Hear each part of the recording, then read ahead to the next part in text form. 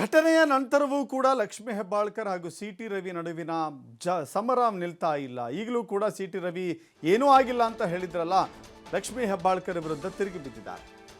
ಹೆಬ್ಬಾಳ್ಕರ್ ವಿರುದ್ಧ ಗುಡುಗಿದ್ದಾರೆ. ಲಕ್ಷ್ಮೀ ಹೆಬ್ಬಾಳ್ಕರ್ ಡಾಕ್ಟರ್ ಏನೂ ಅಲ್ಲ, she is not a doctor. ನನಗೆ ಗಾಯ ರಕ್ತ ಬಂದಿದ್ದನ್ನು ಇಡೀ ಜಗತ್ತೇ ನೋಡಿದೆ. ಗಾಯದ ಬಳಿಕವೂ ಕೂಡ 3-4 ಗಂಟೆ ನನಗೆ ಚಿಕಿತ್ಸೆ ಕೊಡಿಸಿಲ್ಲ. ಗಾಯ ಆಗಿದ್ದು ಖಾನಾಪುರದಲ್ಲಿ, ಚಿಕಿತ್ಸೆ ಕೊಡಿಸಿದ್ದು ರಾಮದುರ್ಗದಲ್ಲಿ. ಅವರ ತಪ್ಪು ಮುಚ್ಚಿಟ್ಕೊಳ್ಳೋಕ್ಕೆ ಸುಳ್ಳು ಹೇಳ್ತಾ ಇದ್ದಾರೆ.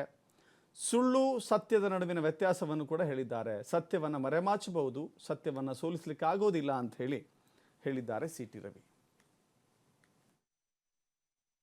Is not A doctor. Doctor ತನ್ನ ರಿಪೋರ್ಟ್ನಲ್ಲಿ, ಹಾಸ್ಪಿಟ್ಲಿಗೆ ಕಳಿಸಿದ ರಿಪೋರ್ಟ್ನಲ್ಲಿ ದಾಖಲಿಸಿದ್ದಾರೆ. ಮತ್ತು ನೀವೆಲ್ಲರೂ ಗಾಯ ಎಷ್ಟಾಗಿತ್ತು, ರಕ್ತ ಎಷ್ಟು ಬಂದಿತ್ತು ಅನ್ನೋದನ್ನು ಜಗತ್ತಿಗೆ ತೋರಿಸಿದ್ದೀರಿ. ಪೊಲೀಸರು ಗಾಯ ಆದಾಗಲೂ ಕೂಡ 3-4 ಗಂಟೆಗಳ ಕಾಲ ಟ್ರೀಟ್ಮೆಂಟ್ ಕೊಡಿಸ್ತಾ ಇರೋದು ಅಮಾನವೀಯ ಯಾವುದೋ ಅಲ್ವೋ? ಹಾಗಿದ್ರೆ ಅವರ ಮೊದಲನೇ ಕರ್ತವ್ಯ ಟ್ರೀಟ್ಮೆಂಟ್ ಕೊಡಿಸೋದು. ಯಾಕೆ ಕೊಡಿಸ್ಲಿಲ್ಲ ನನಗೆ ಟ್ರೀಟ್ಮೆಂಟ್ನ? ನನಗೆ ರಾಮದುರ್ಗದಲ್ಲಿ ಫಸ್ಟ್ ಏಡ್ ಮಾಡಿದ್ದು. ರಾಮದುರ್ಗದವರೆಗೂ ಫಸ್ಟ್ ಏಡೇ ಮಾಡಲಿಲ್ಲ. ಎಲ್ಲಿ? ಖಾನಾಪುರದಲ್ಲಿ ತಲೆಗೆ ಪೆಟ್ಟು ಬಿದ್ದಿರೋದು.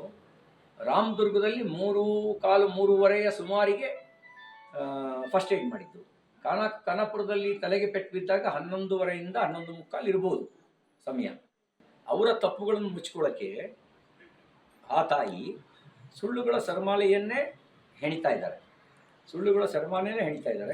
ಹಾಗಾಗಿ ಆ ಸುಳ್ಳುಗಳ ಸರಮಾಲೆಯಿಂದ ಸತ್ಯವನ್ನು ಸೋಲ್ಸೋಕ್ಕಾಗಲ್ಲ. ಕೆಲವು ಕಾಲ ಸತ್ಯವನ್ನು ಮರೆಮಾಚಬಹುದು, ಸತ್ಯವನ್ನು ಸೋಲ್ಸೋಕ್ಕಾಗಲ್ಲ. ಮತ್ತು C is not A doctor.